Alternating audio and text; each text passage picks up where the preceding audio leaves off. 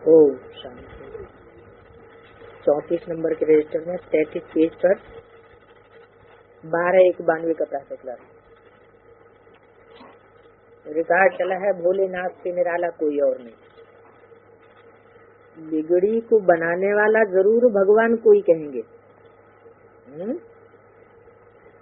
बनाने वाला भगवान को कहेंगे, कोई देवता को बिगड़ी को बनाने वाला नहीं कहेंगे।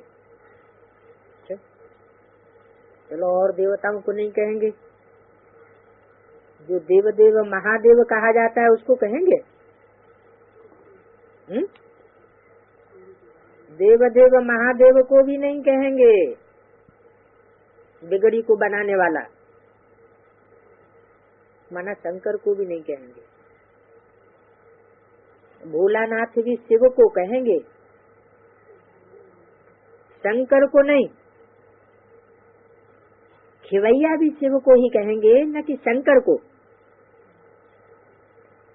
न शंकर को कहेंगे खिवैया, न विष्णु को कहेंगे। काहे का खिवैया?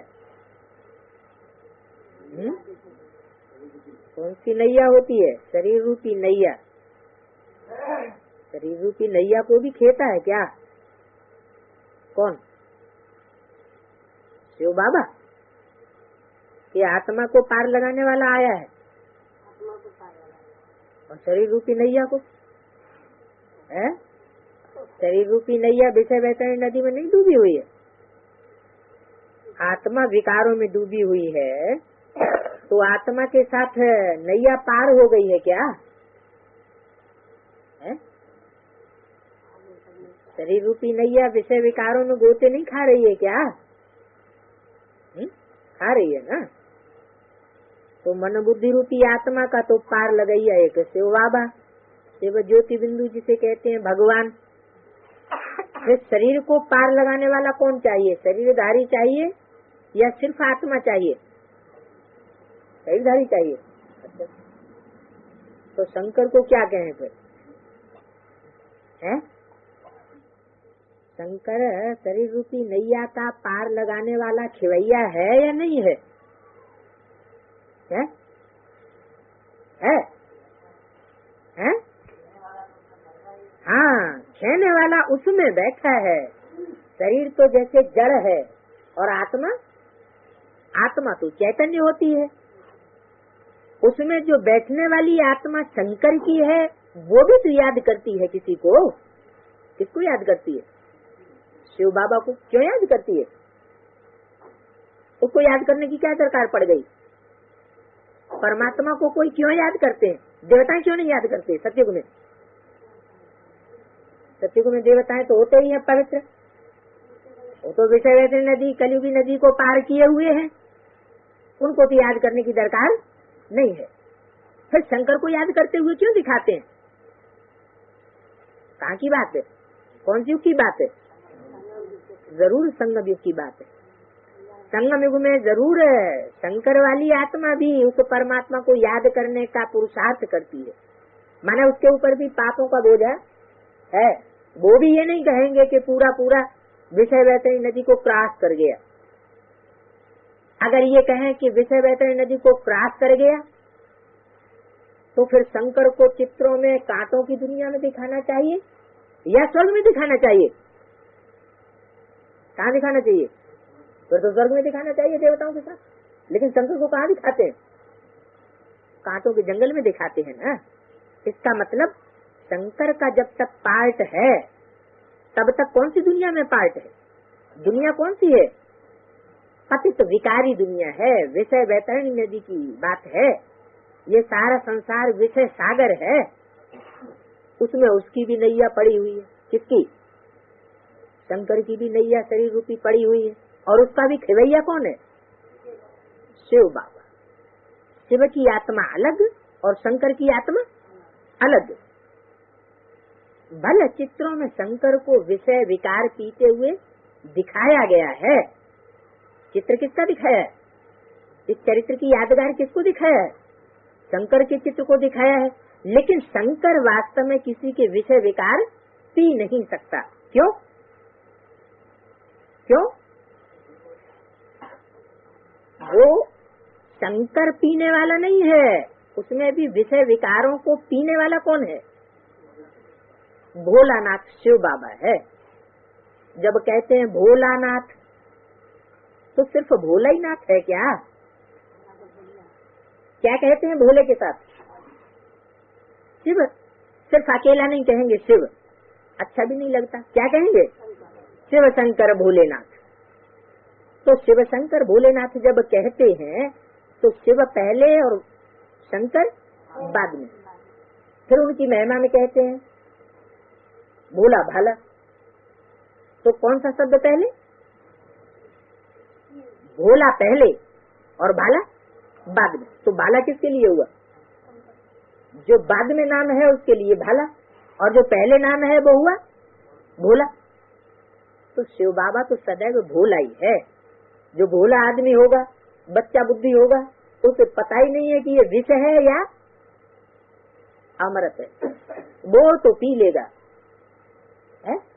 मीरा है, मीरा भगवान के प्यार में इतनी तल्लीन थी कि उसने क्या किया? विष का प्याला भी पी लिया, उसे पता ही नहीं चला ये जहर है या अमृत है। तो भोला शिव बाबा है। शंकर के लिए ऐसे नहीं कहेंगे भोला है, विषय वैतरणी नदी से हमारी नैया को पार लगाने वाला है, शिवैया है। शिवैया अथवा गॉड फादर कहने से बुद्धि निराकार तरफ चली जाती है, यानी निराकार आत्मा की तरफ चली जाती है। कैसी आत्मा? आत्मा तो सबकी निराकार है, कोई आत्मा ऐसी भी है जो निराकार न हो। है? आत्मा है तो सभी निराकार बुद्धि, निराकार आत्माएं हैं, बिंदु बिंदु। तो निराकार आत्मा की तरफ बुद्धि चली जाती है, इसका क्या मतलब हुआ? वो तो कीड़े पगोड़े पशु पक्षी पतंगे सबकी आत्मा निराकार है, बिंदु है। तो उसका मतलब क्या हुआ कि निराकार की तरफ बुद्धि चली जाती है? जरूर निराकारी स्टेज वाले की तरफ बुद्धि चली जाती है। किस तरफ बुद्धि जाती है? जरूर परमात्मा इस सृष्टि पर आता है, साकारितन का आधार लेता है, फिर भी स्टेज उसकी कैसी रहती है? निराकारी स्टेज। जैसे और भी धर्म पिताएं हैं, इब्राहिम को देखो, क्राइस्ट को देखो, बुद्ध को देखो, गुरु नानक को देखो, चेहरे से उनकी स्टेज कैसी दिखाई पड़ती है? निराकारी स्टेज दिखाई पड़ती है। तो वो तो है बापों का बाप, जिसका कोई बाप नहीं होता। तो शिव ऐसा बाप है जिसका कोई बाप नहीं। प्रजापिता के लिए भी नहीं कहेंगे कि उसका कोई बाप नहीं। उसका बाप कौन? शिव बाप, तो उसका भी बाप है। तो शिव बाबा वो निराकार है, यानी निराकारी स्टेज वाला है। त्रिमूर्ति का चित्र तो नामी ग्रामी है। गवर्नमेंट का जो कोर्ट ऑफ आर्म्स है वो तो जानवरों का बनाई दिया। नामी ग्रामी किस आधार पर है? शास्त्रों में भी नामी ग्रामी है और आज की गवर्नमेंट में भी त्रिमूर्ति नामी ग्रामी है। त्रिमूर्ति हाउस कहते हैं, त्रिमूर्ति रोड कहते हैं। रोड के नाम या किसी घर के नाम कोई व्यक्ति हो चुका है ना, उसके नाम पर तो नाम डाले जाते हैं, तो जरूर नामी ग्रामी है। और शास्त्रों में भी त्रिमूर्ति नामी ग्रामी है। 33 करोड़ देवताओं का इतना गायन नहीं है जितना 3 देवताओं का गायन है। 3 देवताओं की मूर्तियां हैं, ब्रह्मा विष्णु शंकर। तो नामी ग्रामी तो त्रिमूर्ति है। कोर्ट ऑफ आर्म्स जो गवर्नमेंट का बनाते हैं 3 शेरों का, अशोक की लात जिसको कहते हैं, वो जानवरों को बनाई दी है। क्यों है? ऐसा क्यों किया है? हाँ, ये ब्रह्मा विष्णु शंकर भी क्या होते हैं? ये भी जानवर बुद्धि थे पहले। कब? संपूर्ण देवता बनने से पहले ये भी क्या होते हैं? जानवर बुद्धि होते हैं। कैसे? जानवर में और मनुष्य में क्या अंतर होता है? मनुष्य कोई काम करने से पहले मन बुद्धि से मनन चिंतन कर सकता है, और जानवर को कोई आवेगा, कोई कर्म इंद्रियों से कर्म करना होगा तो वो मनन चिंतन मंथन नहीं करेगा, आगा पीछा नहीं देखेगा, वो तो खट से काम कर लेगा। तो मनुष्य में और जानवर में ये विशेष अंतर होता है। मनुष्य मनन चिंतन मंथन मन बुद्धि का प्रयोग कर सकता है। तो कोट ऑफ आर्म्स क्यों दिखाई दिया है 3 जानवरों का, 3 देवताओं को क्यों नहीं दिखाया? जब यादगार 3 देवताओं की है, फिर उसको जानवर का चित्र क्यों दिखाई दिया? 3 देवताओं का चित्र दिखाते हैं, झंडे में भी 3 देवताओं का चित्र दिखाते हैं। 3 कपड़े हैं झंडे में, किसकी यादगार है? कपड़ा मानो शरीर रूपी वस्त्र। कौन से शरीर रूपी वस्त्र? ऊपर है लाल, क्रांति का सूचक। किसने दुनिया में क्रांति की होगी? ऐसी क्रांति दुनिया में और कोई नहीं कर सका। कोई भी धर्म पिता आकर के ऐसी क्रांति नहीं करता है जो कलयुग को बदल करके सत्य को बनाई दे, नीचे युग को उठा करके ऊंचा से ऊंचा युग बनाई दे। दुनिया फिर भी नीचे गिरती चली गई। भले कोई भी बड़े से बड़े महान से महान पुरुष धर्म पिताएं आए हों, लेकिन दुनिया फिर भी नीचे गिरी। तो उन्होंने आकर के तो सिर्फ मकान की मरम्मत की है, सच रूपी मकान की, लेकिन नया मकान किसी ने नहीं बनाया। ऐसी क्रांति पैदा कर दे जो पुराना मकान बदल करके एकदम नई सच रूपी मकान बन जाए, तो ये क्रांति तो सबसे बड़ी क्रांति हुई है। क्रांति का मतलब क्या हुआ? कर अंति कब होती है? कोई भी काम की अंत कब होता है? जब अति होती है तो अंत हो जाता है। तो कोई धर्मपिता में ये ताकत नहीं है कि विकारों की अति कर दे, जो दुनिया विकारी खत्म ही हो जाए। वो सब डरते हैं, वो सब हैं सन्यासी, कैसे छोड़ छाड़ के भाग जाने वाले। और एक परमात्मा ही ऐसा है जो डरता नहीं है, भागता नहीं है, क्या करता है? जो हाल विष निकलता है उसको भी पी जाता है। तो परमात्मा का कार्य शंकर के कार्य में मिक्स कर दिया है, क्योंकि एक ही शरीर में दोनों आत्माएं हैं। तो पहचान में नहीं आता कौन किसने क्या किया। तो जो त्रिमूर्ति का कोट ऑफ आर्म्स जानवरों का दिखाया हुआ है, उसके पीछे रहस्य क्या हुआ?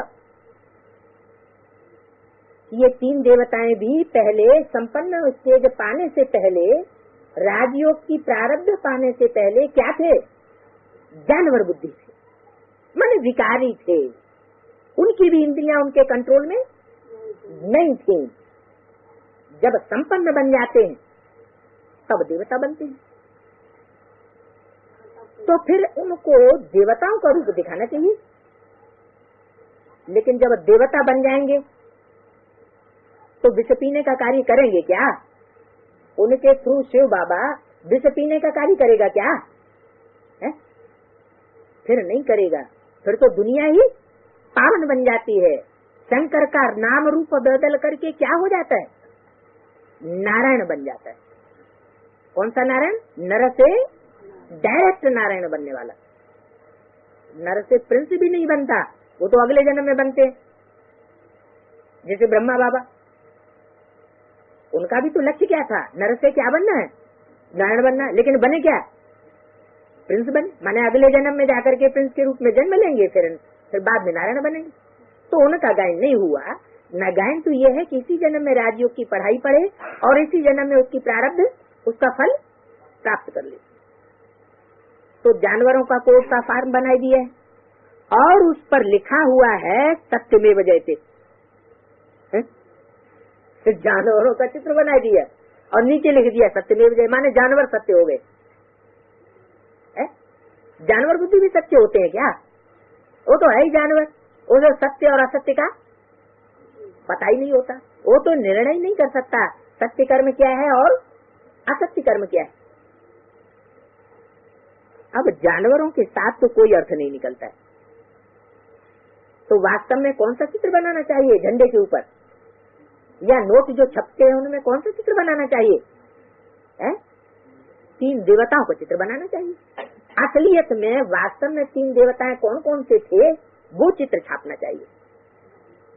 इसलिए बाबा ने भी मुरली में डायरेक्शन दिया बच्चे ये त्रिमूर्ति का चित्र यथार्थ नहीं है। क्या ब्रह्मा बाबा के समय में जो त्रिमूर्ति का चित्र साक्षात्कार से बनाया गया, उसके लिए भी क्या बोले मुरली में, ये चित्र यथार्थ नहीं है। क्यों नहीं है यथार्थ?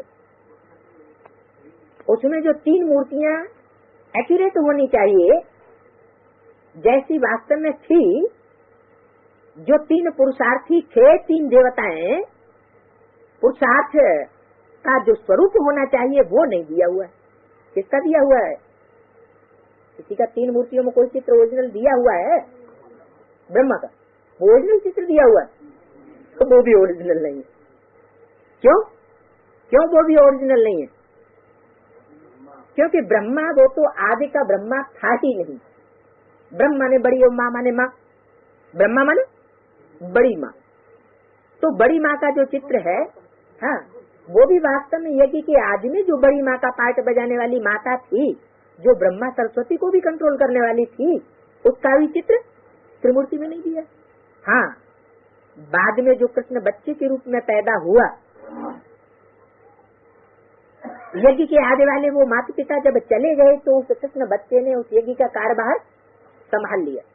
तो माँ बाप का कारोबार बच्चा चलाता है तो उसको टाइटल मिल जाता है। जैसे बाप का टाइटल हो पांडे जी, तो बच्चे का टाइटल भी पांडे जी कहा जाएगा, बच्चे को बच्चा ही कहा जाएगा। फिर तो टाइटल धारण किया किसने? दादा लेखराज।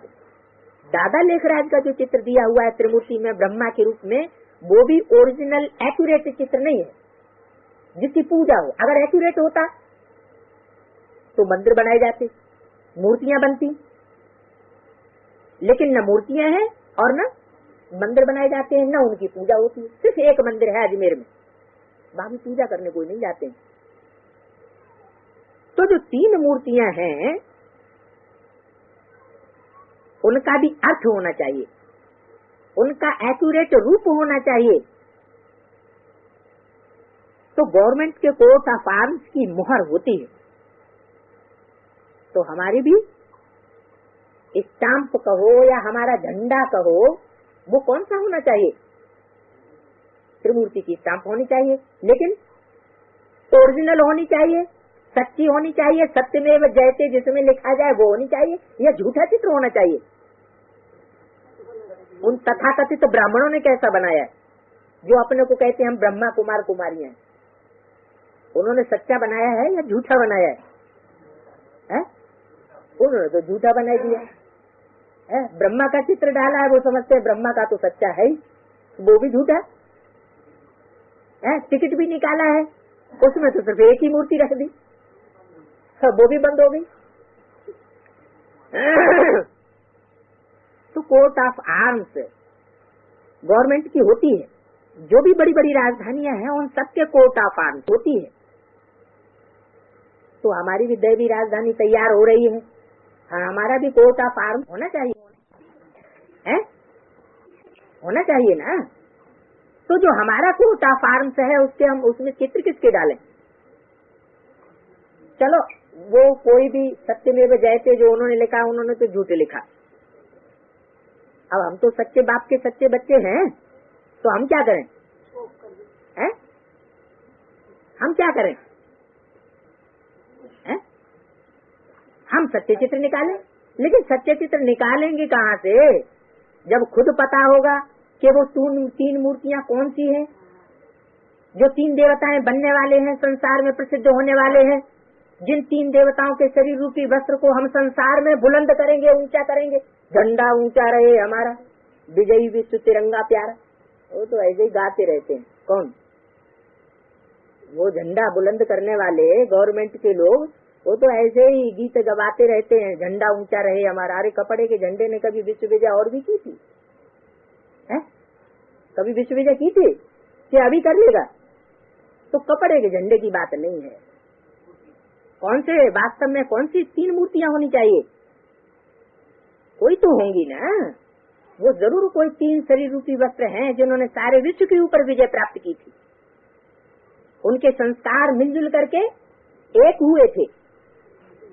भले उनके 3 के कर्तव्य अलग अलग हैं, लेकिन तीनों का लक्ष्य एक ही है। भारत में त्रिमूर्ति मशहूर है। क्यों? दूसरे देशों में क्यों नहीं? क्योंकि ये 3 देवताओं की जो मूर्तियां हैं वो भारत में ही संपन्न कार्य करती हैं, और किसी दूसरे देश में ये कार्य राजधानी स्थापन करने का नहीं होता है। ब्रह्मा विष्णु शंकर, उसमें शिव का चित्र गुम कर दिया है। तीनों देवताओं के चित्र दिखाए हैं, ब्रह्मा का दिखाया, विष्णु का चित्र दिखाया और शंकर का चित्र गुम कर दिया, वो शिव का चित्र गुम कर दिया। ये क्या मतलब हुआ? जो हमारा त्रिमूर्ति का चित्र है उसमें शिव का चित्र गुम है क्या? तो दिया हुआ ऊपर नहीं दिया है? क्या दिया है? ऊपर चित्र दिया है? जी बोलो। हमारा जो त्रिमूर्ति का चित्र है उसमें ऊपर शिव का चित्र दिया है? बिंदी को तो चित्र नहीं कहेंगे, है? बिंदी का चित्र खींचा जा सकता है, तो बिंदी का तो चित्र नहीं, वो तो विचित्र है। तो शिव का चित्र नहीं दिया है त्रिमूर्ति में। त्रिमूर्ति की बात हो रही है। अगर ऊपर चौथा चित्र रख दें तो चतुर्मूर्ति हो गई, त्रिमूर्ति हुई, उसको क्या कहेंगे? वो तो चतुर्मूर्ति हो गई। यहाँ तो बात किसकी हो रही है? त्रिमूर्ति की बात हो रही है। तो जो ब्रह्मा विष्णु शंकर का चित्र बनाया है उसमें शिव का चित्र गुम कर दिया है। इसका क्या मतलब हुआ है? इसका मतलब हुआ कि त्रिमूर्ति में भी शिव का चित्र होना चाहिए, जो गुम कर दिया, क्योंकि उनको नॉलेज ही नहीं है। इनका चित्र गुम कर दिया है। त्रिमूर्ति के चित्र में शिव का चित्र गुम कर दिया है क्योंकि उनकी नॉलेज ही नहीं है। किनकी? ब्रह्मा विष्णु शंकर की नॉलेज नहीं है। नॉलेज किसकी है? शिव की नॉलेज है। न ब्रह्मा की नॉलेज है, न विष्णु की नॉलेज है, न शंकर की नॉलेज है। नॉलेज कौन देता है? शिव देने वाला है। गॉड फादर कहने से बुद्धि निराकार की तरफ चली जाएगी। किसकी तरफ चली जाएगी? जो निराकारी स्टेज में रहने वाला है। ब्रह्मा विष्णु शंकर को गॉड फादर नहीं कहेंगे, वो तो फिर भी सूक्ष्म वतनवासी दिखाए जाते हैं। चित्रकार ने ऐसे दिखाया है उनको। कैसा? कि उनसे ये स्टेज दिखाई पड़े कि वो निराकारी स्टेज वाले तो नहीं है, वो साकारी स्टेज वाले, देहाभिमानी तो नहीं है। कैसी स्टेज वाले? आकारी मनन चिंतन मंथन की स्टेज वाले। तो वो मनन चिंतन मंथन की जो स्टेज है वो उनको दिखाई जाती है। गॉड फादर तो है आत्माओं का। किसका बाप है? आत्माओं का बाप है। वो ऊंचे से ऊंचा ठहरा, दिखाते भी हैं ऊंचे से ऊंचा भगवान। ऊंचे से ऊंचे का मतलब क्या हुआ है? ऊंचे से ऊंचा क्या परम धाम में कहेंगे कि साकार सृष्टि पे कहेंगे? ऊंचे से ऊंचा और नीचे से नीचा ये कंपैरिजन कहाँ होता है? कहाँ कहेंगे? जोर बोलो। साकार सृष्टि पर ऊंच और नीच का सवाल होता है, निराकारी दुनिया में तो नहीं होता है। तो ये किस समय की यादगार है? ऊंचे से ऊंचा करता, ऊंचे से ऊंचा भगवान। संगम युग में भी किस समय? जरूर ब्रह्मा विष्णु शंकर का जब पुरुषार्थ संपन्न होता है उसमें भी ब्रह्मा का पुरुषार्थ पूरा होता है, उसका भी गायन नहीं है, विष्णु का भी वो गायन नहीं है। कौन सी मूर्ति का गायन है? शंकर की उस मूर्ति का गायन है जिस समय उसको बोलने की दरकार नहीं पड़ती। वाचा से असली विश्व का कल्याण होगा है? वाचा भी स्थूल है दृष्टि के मुकाबले, और दृष्टि से ज्यादा महीन चीज कौन सी है? वृत्ति, मन के वाइब्रेशन। तो जिसकी मनसा में पावर होगी, बुद्धि में जिसके पावर होगी, वो मन बुद्धि के द्वारा वाइब्रेशन ही ऐसा बना देगा कि बोलने की दरकार न पड़े। तो बोलने की दरकार होना चाहिए कि नहीं है? ब्रह्मा विष्णु शंकर को बोलने की दरकार होनी चाहिए कि नहीं होनी चाहिए? बोलने की दरकार होनी चाहिए। विश्व की बादशाही का गायन ज्ञान से विश्व की बादशाही का गायन है, या कर्मणा सेवा से विश्व की बादशाही का गायन है, या योग बल से विश्व की बादशाही का गायन है? योग बल से विश्व की बादशाही ली। वाचा से तो नहीं कहा, कर्मणा सेवा के लिए तो नहीं कहा।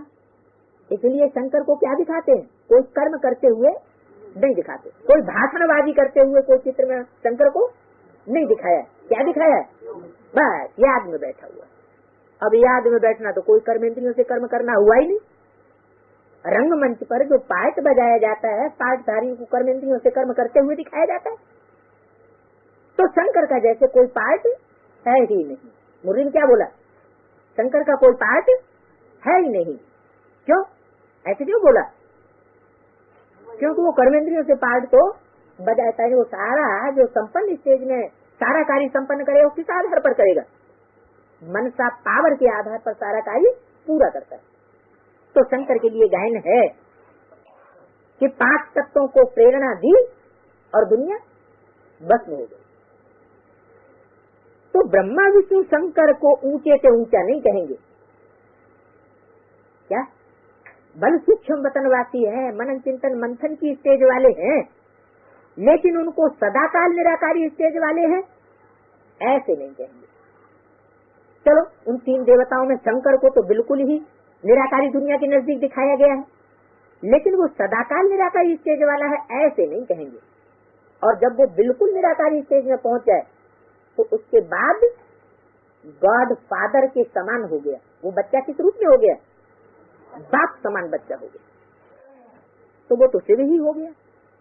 जैसे मुरलियों में बोला है, इस दुनिया में सृष्टि पर सदाकाल कोई कायम चीज तो है ही नहीं। सदाकाल कायम तो एक शिव बाबा ही है। तो सदाकाल का मतलब क्या हुआ? सतयुग, त्रेता, द्वापर, कलयुग, 4 युगों में और संगम युग में भी सदा कायम रहने वाला। तो किसको कहें? शिव को कहें? शिव सृष्टि पर सदा कायम है। अरे सृष्टि की बात हो रही है, सृष्टि पर सदा कायम तो नहीं है। शिव तो सदा कायम नहीं है। फिर क्यों ऐसे महावाक्य बोल दिए?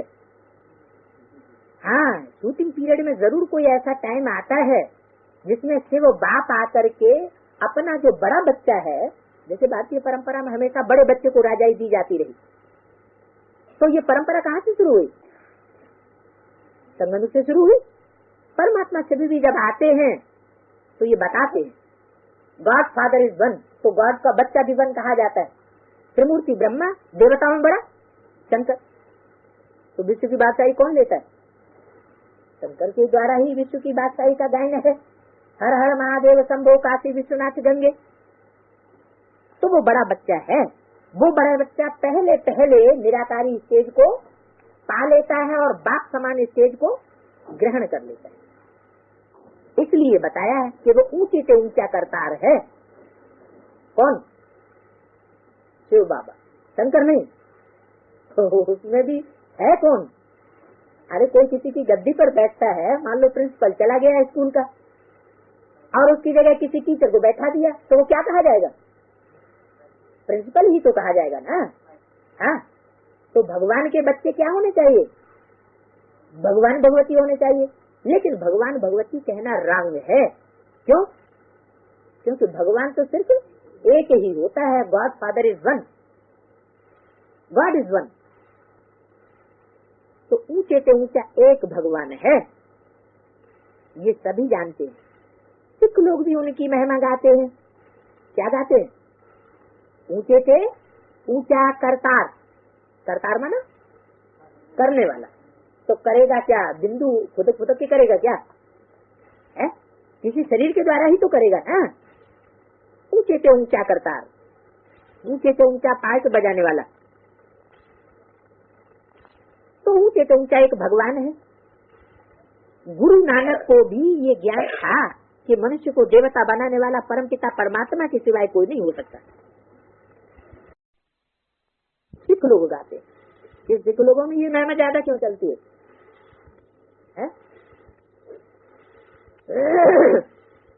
ये महिमा जागती सिख लोगों ने ही क्यों गाई है? भारतवासियों ने क्यों नहीं गाई? जरूर मूत पलेटी कपड़ धोती का कार्य जो है वो सबसे पहले सिख धर्म की कोई फाउंडर आत्मा है, जो देवी देवता सनातन धर्म का फाउंडेशन बनती है। क्यों? सिख धर्म की आत्मा क्यों फाउंडेशन बनती? देवी देवता सनातन धर्म की क्यों नहीं बनती? देवी देवता सनातन धर्म वालों बेचारों ने क्या गुनाह किया है जो उनको फाउंडर नहीं बनाया गया?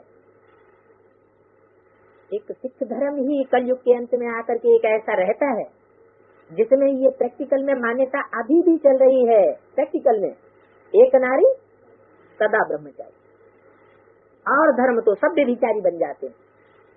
बौद्ध भी तो शुरुआत में ही पहले ही व्यभिचारी बन गए थे, विदेशियों से प्रभावित हो गए। इस्लामी तो होते ही हैं व्यभिचारी, और क्रिश्चियंस भी वो होते ही हैं व्यभिचारी। बात तो दूसरे देशों में तो जो धर्म पनप रहे हैं उनमें डाइवोर्स लेने की परंपरा धर्म के अनुकूल मानी जाती है। लेकिन एक सिख धर्म ऐसा है जिसमें एक नारी को रखना ऐसे समझते हैं कि जैसे ब्रह्मचारी आदमी, उसको बहुत श्रेष्ठ मानते हैं। मर्यादा पुरुषोत्तम वृत्ति को बहुत श्रेष्ठ मानते हैं। अरे तो भारतवर्ष में क्या राम को बहुत श्रेष्ठ नहीं मानते हैं? राम की भी तो मर्यादा थी कि सारे जीवन में हम एक ही पत्नी रखेंगे। तो भारतवासियों में ये गायन क्यों नहीं होना चाहिए? क्योंकि सिख धर्म जो है वो जाति पुराना नहीं है, और देवी देवता सनातन धर्म बहुत पुराना है। तो जो जितना पुराना होगा वो उतना ही ज्यादा तमो प्रधान भी बन जाता है। देवी देवता सनातन धर्म की आत्मा बहुत ज्यादा पुरानी होने के कारण बहुत तमो प्रधान विकारी बन जाती है। और सिख धर्म लास्ट का धर्म है जो कलयुग में आता है। उनको ये नहीं कहेंगे कि वो बहुत तमो प्रधान बन जाते हैं, बनते हैं, लेकिन इतने तमो प्रधान नहीं बन जाते हैं जो बिल्कुल ही एकदम व्यभिचारी बन जाए। इसलिए उस धर्म में से कोई ऐसी आत्मा निकलती है जो देवी देवता सनातन धर्म का फाउंडेशन बनती है। फाउंडेशन के लिए मुरली में क्या बोला? देवी देवता सनातन धर्म का फाउंडेशन सड़ गया है क्या? और सब धर्मों के फाउंडेशन जड़े हैं, लेकिन देवी देवता सनातन धर्म का फाउंडेशन सड़ गया। तो ये हालत हो जाती है। जो देवी देवता सनातन धर्म का फाउंडर पहली आत्मा बनती है, पहली आत्मा का मतलब जरूर सिख धर्म के खून में से, पंजाबी खून में से कोई ऐसी आत्मा है जो आकर के देवी देवता सनातन धर्म का, माना वो माता का पार्ट बजाती है। इसलिए जगदम्बा की महिमा, और ज्यादा मंदिर कहाँ है? अम्बा के मंदिर ज्यादा कौन से सूबे में? पंजाब में। तो महिमा गाते हैं मुँह पलीती कपड़ धोए। तो जो मनुष्य मुँह पलीती थे उनको देवता बनाया किसने? किसने बनाया? गॉड फादर ने बनाया। गॉड फादर ने पहले देवता किसको बनाया? देवता माने निर्विकारी बनाया। किसको बनाया है? जगदम्बा को। जब बाप है, निराकारी बाप है, निर्विकारी बाप है, निरहंकारी बाप है, तो पहली उसकी रचना कौन सी? बच्चा पहली रचना होती है या स्त्री पहली रचना होती है? बाप आते हैं तो सबसे पहले किसको अपनी बन्नी बनाते हैं? ब्रह्मा को अपनी बन्नी बनाते हैं। तो ब्रह्मा कौन हुआ? दादा लेखराज नहीं, वो तो पुरुष चोला था। पुरुष चोला को बन्नी नहीं कहेंगे। अगर वो बन्नी होती तो उसके स्वरूप की पूजा होती। भारत में जगदम्बा की तो पूजा होती है, ब्रह्मा के स्वरूप की पूजा नहीं होती है। तो भगवान जब आते हैं तो सबसे पहले अपनी बन्नी को पवित्र बनाते। तो जो मूत पलीती मनुष्य थे उनको देवता बनाया, परंतु कब बनाया वो नहीं लिखा हुआ है? कब बनाया? तुम जानते हो बरोबर इस समय परमात्मा मनुष्य को देवता बनाए रहे। किस समय? संगम युग में जरूर परमात्मा जब आते हैं तो सबसे पहले शुरुआत कहाँ से करते हैं? खैरात की शुरुआत कहाँ से करते हैं? पतित पावन बाप आते हैं, पहले से पहले सबसे पहले पवित्र किसको बनाते हैं? धरणी को सुधारा जाता है। क्या? जब बीज बोते हैं तो क्या करते हैं? पहले धरणी को सुधारा जाता है। तो जो मनुष्य मूत पलीती थे उनको देवता बनाया संगम युग में। दुर्गति से सदगति जरूर की होगी। दुर्गति माने पहले शरीर की दुर्गति से सदगति करते हैं या पहले आत्मा की दुर्गति से सदगति करते हैं? पहले आत्मा दुर्गति से सदगति में जाने वाली बने। इसकी क्या निशानी? इसकी निशानी क्या है? हाँ, जिसका आत्मा सदगति की ओर जा रही होगी उसका मनन चिंतन मंथन परमात्मा की ज्ञान की बातों में चलेगा। जो ज्ञान सागर परमात्मा है वो उसमें ही हिलोरें लेगा और किसी मनुष्य मात्र में उसकी बुद्धि नहीं लगेगी। मुरली से प्यार माने मुरलीधर से प्यार। अगर मुरली की बातें दिमाग में नहीं गूंजती है, कोई मनुष्य की बातें दिमाग में गूंजती है, तो मनुष्य तो विकारी है। तो ऐसा मनन चिंतन करने वाला विकारी ही तो कहा जाएगा, और परमात्मा की बातों को मनन चिंतन करने वाला जरूर निर्विकारी बनेगा, क्योंकि वो परमात्मा बाप को याद करता है। जैसे कोई माँ अपने बच्चे को याद करती है तो उसकी तोतली तोतली बातें उसे याद आ रही है, तो इससे क्या साबित हुआ कि बातों को याद कर रही है तो भी किसको याद कर रही है? बच्चे को याद कर रही है ना।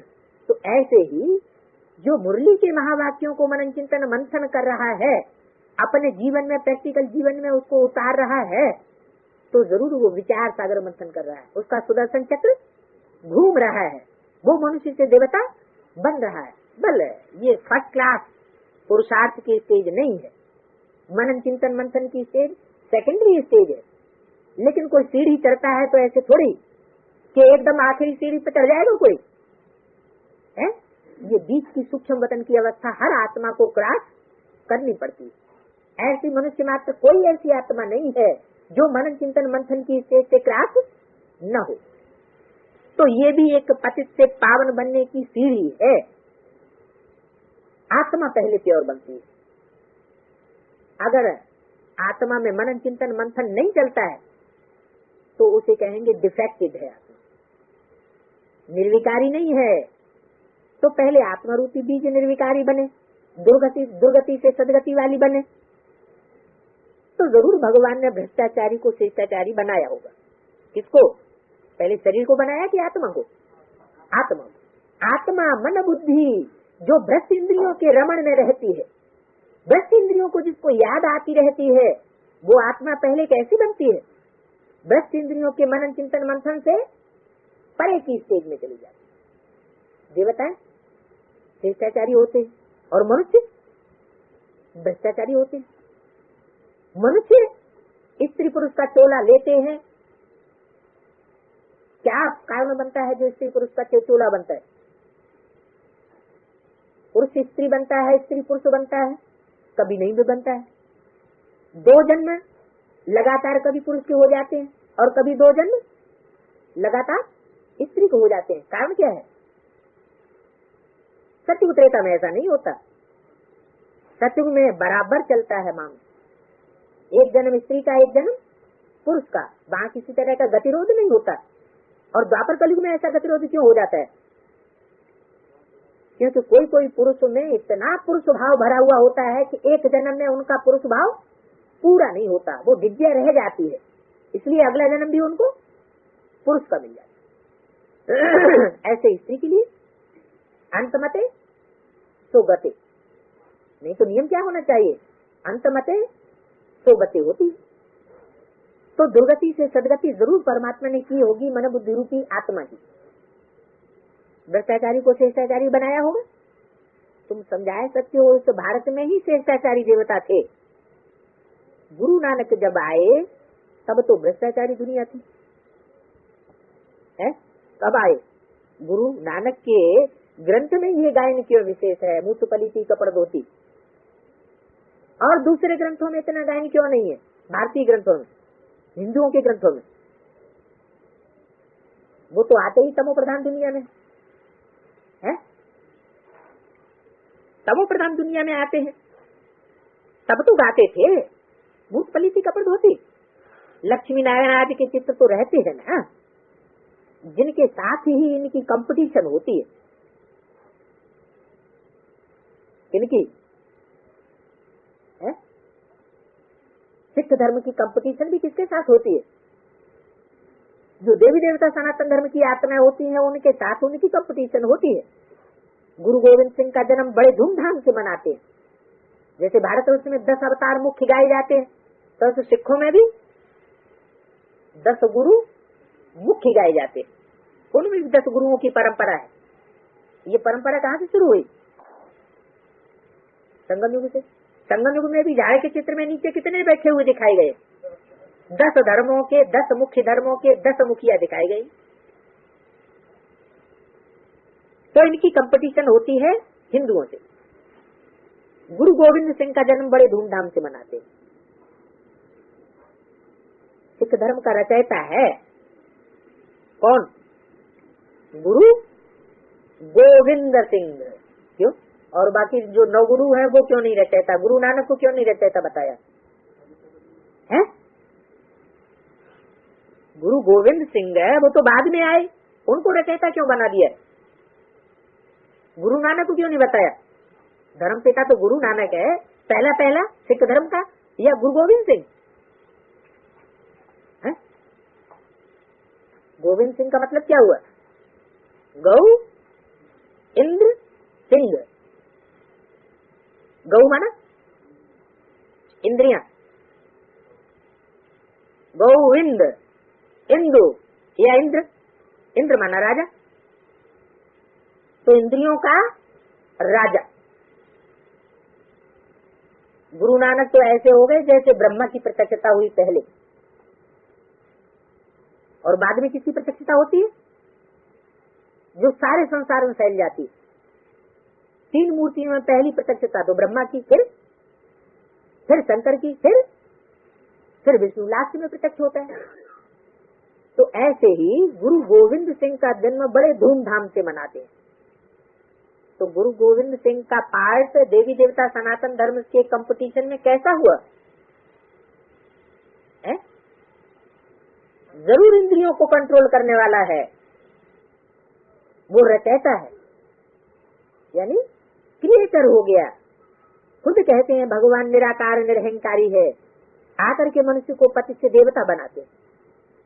कृष्ण मनुष्य को देवता नहीं बना सकता। गीता में भी है, मैं तुमको सहज राजयोग सिखला करके श्रेष्ठाचारी महाराजे महारानी बनाता हूँ। पतित पावन गॉड फादर को ही कहेंगे। क्या कहा? पतित पावन मदर को नहीं कहेंगे। किसको कहेंगे? भारतवर्ष में दोनों की मान्यता है, गॉड मदर को भी मानते हैं, गॉड फादर को भी मानते हैं, लेकिन पतित पावन नहीं कहेंगे गॉड मदर को। किसको कहेंगे? गॉड मदर को भी पति से पावन बनाने वाला कौन हुआ? God father. वो जरूर आएंगे भ्रष्टाचारी दुनिया में। उनको कहते हैं आकर के पावन बनाओ। ऐसे क्यों कहते हैं पतित पावन आकर के पावन बनाओ? ऐसे क्यों नहीं कहते हे पतित पावन आओ ज्ञान सुना के चले जाओ, फिर हम अपने आप ज्ञान लेते रहेंगे, योग सीखते रहेंगे, पतित से पावन बन जाएंगे गुरुओं के द्वारा? क्यों नहीं कहते ऐसे? जरूर ऐसा होता ही नहीं। परमात्मा बाप आता ही है। मैं न अहम ऑब्जेक्ट क्या होता है आने का? ज्ञान सुनाना कोई अहम ऑब्जेक्ट नहीं है। क्या सुनाना है? हाँ, पतितों को पावन बनाना ही अहम ऑब्जेक्ट है। शिष्टाचारी बनाने वाला तो एक ही निराकार बाप है। निराकार का बाप का मतलब वो बिंदु कोई नहीं पतितों को पावन बना लेता है, बिंदु रूप में नहीं बनाता। कैसे बनाता है? जरूर निराकारी स्टेज प्रैक्टिकल में धारण करता है, प्रैक्टिकल माना शरीर के द्वारा, और फिर पतितों को संग के रंग से पावन बनाता है। ऊंचे से ऊंचा भगवान है, फिर है ब्रह्मा विष्णु शंकर। ये हुई रचना परमपिता परमात्मा की। क्या रचना हुई? ऊंचे से ऊंची रचना क्या हुई? ब्रह्मा विष्णु शंकर। तो रचना साकार में होती है, निराकार में होती है, आकार में होती है, साकार में होती है। फिर रचयिता कैसे कह दिया भगवान को? ब्रह्मा विष्णु शंकर का रचयिता कैसे कह दिया? जरूर ब्रह्मा विष्णु शंकर भी देहधारी थे। अगर देहधारी नहीं होते तो मुरली में ऐसे क्यों कहते शंकर और विष्णु को भी देवान आ सकता है? माना ब्रह्मा तो देवान वाला होता ही है। ब्रह्मा को तो दाढ़ी मूछ दिखाते ही है। दाढ़ी मूछ देवताओं को नहीं होती। किसको होती है? भिखारी मनुष्यों को होती है। लेकिन ब्रह्मा को तो दिखाई है, लेकिन विष्णु और शंकर को भी क्या बता दिया? उनको भी देवान आ सकता है। यानी होता नहीं है मोस्टली, लेकिन जरूरत पड़े तो आ सकता है। तो ये हुई रचना परमात्मा की। ब्रह्मा विष्णु शंकर, ऊंचे से ऊंची रचना। तो जिसकी रचना है उसका चित्र तो है नहीं। अब बाप समझाते हैं विष्णु की नाभि से ब्रह्मा निकला, फिर ब्रह्मा की नाभि से विष्णु कैसे निकलेंगे? है? एक तरफ समझाते हैं और दूसरी तरफ प्रश्न पूछते हैं कैसे निकलेंगे। समझाते हैं तो समझा ही देना चाहिए ना। क्या समझाते हैं? विष्णु की नाभि से कौन निकला? ब्रह्मा निकला। और ब्रह्मा की नाभि से फिर क्या दिखाते हैं? विष्णु निकला। विष्णु की नाभि से ब्रह्मा निकलने में कितना टाइम लगता है? विष्णु की नाभि से ब्रह्मा के निकलने में टाइम कितना लगता है? 5000 वर्ष लगते हैं। और ब्रह्मा की नाभि से विष्णु निकलने में 1 सेकंड निकलता है। तो ये यादगार कहाँ की हुई है? संगम में। ये तो बड़ी जल्दी कह देते संगम में रट गया है। ये यादगार कैसे है? ब्रह्मा की नाभि से विष्णु निकला, विष्णु की नाभि से ब्रह्मा निकला। विष्णु की नाभि से ब्रह्मा निकलने में 5000 वर्ष, और ब्रह्मा की नाभि से विष्णु बनने में 1 सेकंड। जब 1 सेकंड ही लगता है ब्रह्मा की नाभि से विष्णु बनने में, फिर ये 50-60 वर्ष के खाते में गए। जरूर बाप का बच्चा बनने में ये टाइम चला जाता है। इसके लिए पुरुषार्थ करना पड़ता है। पक्का पक्का द्विजन्मा ब्राह्मण बनने का। द्विजन्मा क्यों कहा जाता है? जरूर ब्राह्मणों के 2 बारी जन्म होते हैं। बेसिक नॉलेज में एक जन्म और दूसरा एडवांस नॉलेज में जन्म, जिसमें पक्का निश्चय बैठ जाए कि यही हमारा पारलौकिक बाप है जो पतितों को पावन बनाने वाला है। तो अब समझाते हैं कि ब्रह्मा की नाभि से विष्णु कैसे निकला। 1 सेकंड में कैसे निकला है? ब्रह्मा की नाभि से विष्णु 1 सेकंड में कैसे निकलता है? यहाँ तो समझाते समझाते तो गला ही घुट जाता है और विष्णु निकल ही नहीं रहा है। तो विष्णु देवता की प्रत्यक्षता हो रही है? नहीं हो रही, पता ही नहीं चल रहा। वो ब्राह्मण को कह रहे थे विष्णु होता ही नहीं, शंकर भी होता नहीं, विष्णु भी होता नहीं, तो प्रत्यक्षता का सवाल ही नहीं। लेकिन बाबा समझाते हैं कि ब्रह्मा की नाभि से 1 सेकंड में विष्णु कैसे निकला, कैसे निकलेगा है?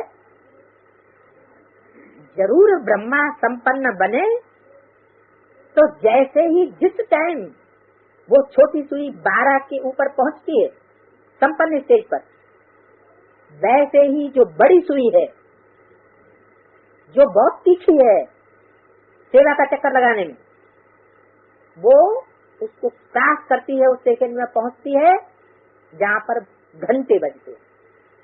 हमारे ज्ञान में घंटे कौन से हैं? कोई घंटे हैं? अरे यहाँ कौन से घंटे बजते हैं? ज्ञान के घंटे बजते हैं। तो वो वैष्णव देवी प्रत्यक्ष होती है, वो विष्णु देवता प्रत्यक्ष होना माना विष्णु बन जाना। ब्रह्मा भी क्या बन जाता है? विष्णु बन जाता है। अभी भी ब्रह्मा सो विष्णु बना नहीं है।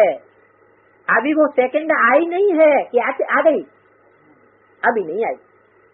अगर विष्णु प्रत्यक्ष हो जाए तो जैसे विष्णु का राज्य स्थापन हो जाए, विष्णु की राजधानी स्थापन हो जाए, फिर ब्रह्मा का कार्य समाप्त। ब्रह्मा तो क्या बन गया? विष्णु। फिर तो राजधानी स्थापन हो जानी चाहिए। अगर राजधानी स्थापन हो गई तो राज्य किसका होना चाहिए? है देवता का राज्य होना चाहिए, लक्ष्मी नारायण का राज्य होना चाहिए। तो अभी यज्ञ के अंदर जो समझे बैठे हैं कि हमारा 21वां जन्म शुरू हो गया, परमात्मा बाप से हमको स्वर्ग की प्रारब्ध मिल गई, हमको स्वर्ग की महलमारियां अटारियां यही मिल गई विमान, तो वो मुगालते में है या उनकी बुद्धि सही चल रही है? वो तो अभी मुगालते में है। वास्तव में ये दुनिया कोई स्वर्ग नहीं है। ईंटों का मकान बना के सुखधाम और शांति धाम नाम रख दो तो क्या सुखधाम शांति धाम हो जाता है क्या? नहीं। अभी 21 जन्म का वर्षा नहीं कहेंगे। अभी ब्रह्मा तो विष्णु बना ही कहाँ है? अभी वो सेकंड आने वाला है जिसमें ब्रह्मा संपन्न स्टेज को प्राप्त करेगा, पूरा पूरा श्रीमत पर चलने वाला बन जाएगा, एक खोट भी बाकी नहीं रहेगी। तो उसी सेकंड क्या हो जाएगा? क्या बन जाएगा? ब्रह्मा तो विष्णु देवता के रूप में प्रत्यक्ष हो जाएगा। विष्णु माना चार आत्माओं का स्वभाव संस्कार मिलकर के एक हो जाना।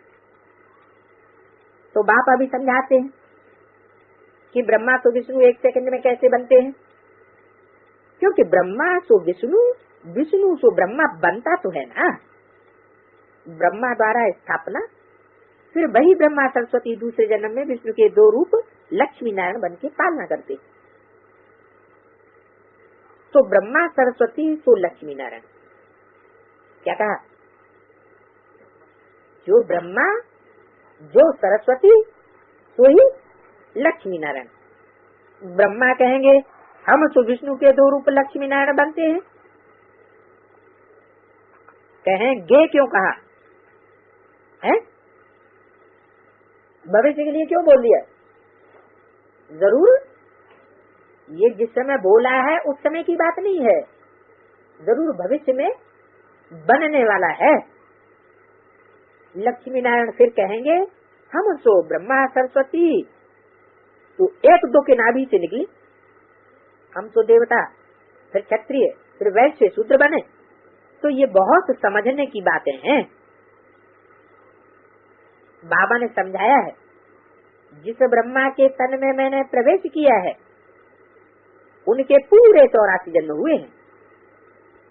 क्या कहा? ऐसे क्यों नहीं कहा जिस ब्रह्मा के तन में मैं प्रवेश कर रहा हूँ? ऐसे क्यों कहा? जिस ब्रह्मा के तन में मैंने प्रवेश किया है।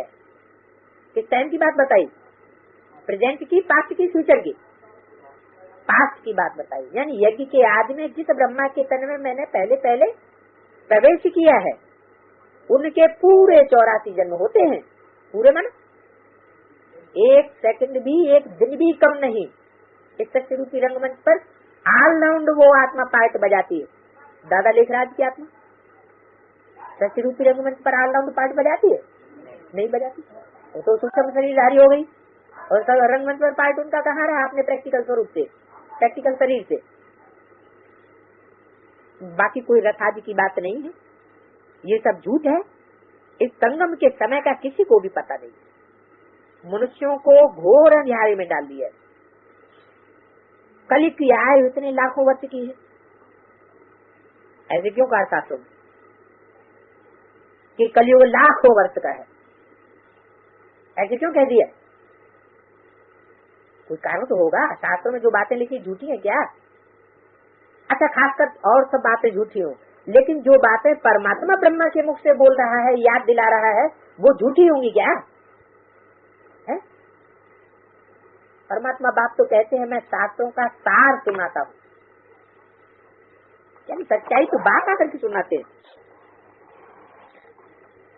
तो जो सच्चाई परमात्मा बात आकर के सुनाते हैं, जो जो शास्त्रों की बातें मुरली में बाबा ने बोली हुई हैं, उन पर तो विचार करना चाहिए कि बाबा ने ये बात क्यों बोली, इसमें क्या सार की बात है। जरूर इसमें सार की बात है। तो बताओ क्या हुई सार की बात? शास्त्रों में कलयुग की आयु लाखों वर्ष क्यों लिख दी है? जबकि सतयुग की आयु ज्यादा होनी चाहिए, त्रेता की उससे कम, द्वापर की उससे कम, कलयुग की उससे कम। फिर इतनी लंबी आयु क्यों लिख दी? नहीं, ये सब कहानी बातें जो लिखी हैं शास्त्रों में किस समय की यादगार है? संगम युग की यादगार। जब दुख का पीरियड होता है तो समय लंबा हो जाता है, और जब सुख का समय होता है तो समय छोटा हो जाता है। तो जो शास्त्र लिखने वाले हैं, जिन्होंने लाखों वर्ष आयु जो लिखी है, वो है कहाँ? वो शास्त्र लिखने वाले कहाँ हैं इस समय? जिन्होंने भक्ति मार्ग के शास्त्र लिखे, गपोड़े डाल दिए शास्त्र में, वो कहाँ मौजूद है? ब्राह्मणों की संगम की दुनिया में है या नहीं है? वो यही मौजूद है। देहधारी धर्म गुरुओं का पाठ बजाए रहे, न भगवान बाप को खुद जानते हैं और न दूसरों को भगवान बाप को जानने देते। खुद भी दूर हैं भगवान बाप से और दूसरों को भी दूर रखते हैं। वो अंदर अंदर से घुट रहे हैं, घुल रहे हैं। उनके अंदर ये इच्छा है कि अब ये दुनिया कब खत्म हो जाए, लेकिन टाइम लंबा होता चला जा रहा है। तो उनको वो टाइम कैसा लग रहा है? ऐसे लग रहा है कि लाखों वर्ष अभी है। अब लाखों वर्ष तो है नहीं, ये दुनिया तो गई की गई। तो कलयुग की आयु इतने लाखों वर्ष है, ये अंधकार में डाल दिया है। सत्य की आयु इतनी है, ऐसी ऐसी बातें सुनाए, घोर अधिकार में डाला हुआ है। बाप कहते हैं मैं बच्चों के आगे सन्मुख होता हूँ। क्या कहा?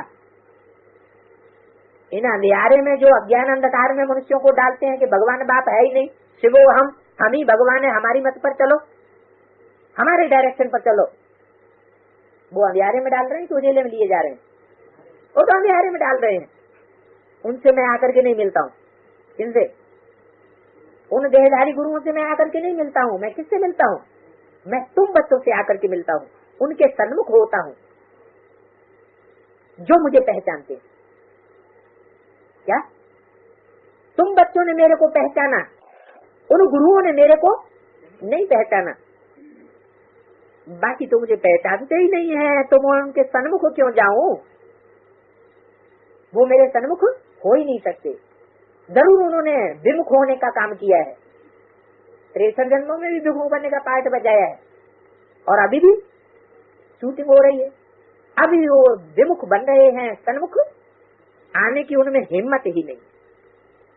वो समझेंगे भी नहीं कि ये कौन है। कौन बाप कौन है, वो देहधारी धर्मगुरु नहीं समझेंगे। कुछ बड़ी सभा में जाओ तो वो समझेंगे थोड़े ही। क्या तुम्हारे में भी मुश्किल ही समझते हैं? तुम्हारे में भी कोई एकदम नहीं समझ जाते हैं कि बस सन्मुख हुए और फौरन समझ गए, हाँ बस यही बाप का पार्ट है? नहीं, घड़ी घड़ी भूल जाते हैं। ये तो बड़े से बड़ी हाईएस्ट अथॉरिटी है। कौन?